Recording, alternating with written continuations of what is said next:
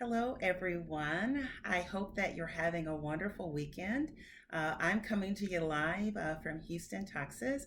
I'm attending the ACBSP conference. That's the Accreditation Council for Business Schools and Programs. That's the specialty accreditation that Northwood University has. Hope that you're aware of that because really you knew you had a quality and really worthwhile degree program, but this is really another affirmation of that. And so I come to the annual conference. It's a great way for me to learn, to reconnect with colleagues, and to sharpen my saw, in the words of Stephen Covey.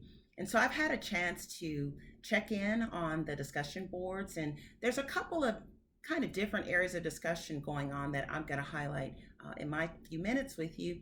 One, I noticed that some of you changed your protagonist, and so that's making for some interesting conversation. And also, I've noticed that you've made some changes around your implementation and how you might think about that.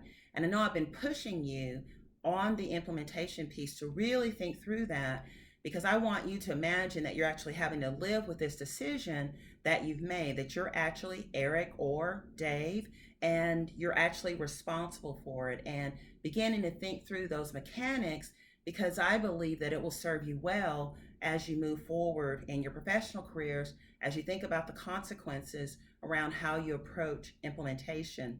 And so I want to pose a question to you, another brain teaser, if you will, that I also pose to the Wednesday night cohort in Texas that I also teach.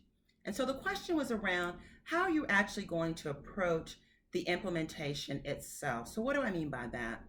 Are you going to roll it out to all 170 dealerships? And I focus in on them in the supply chain, one, because of their sheer size. They're not in numbers, and they're not owned by Nissan Canada. So do you roll out to all 170 dealerships at one time? You communicate the change out to them, you give a go date, and then on that date, you essentially flip the switch and Icon is now live. Or do you decide to have a beta?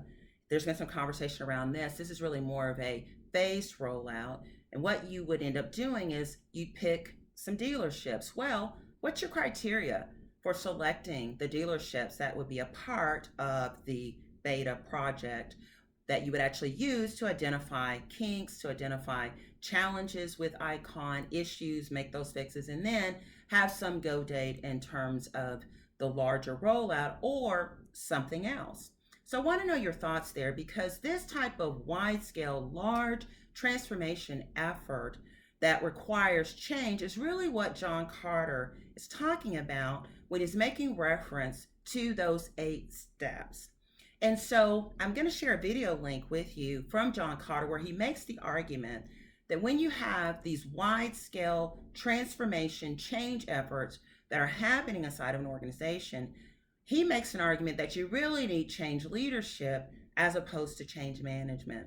So I'll see you on the boards and interested to see what you think.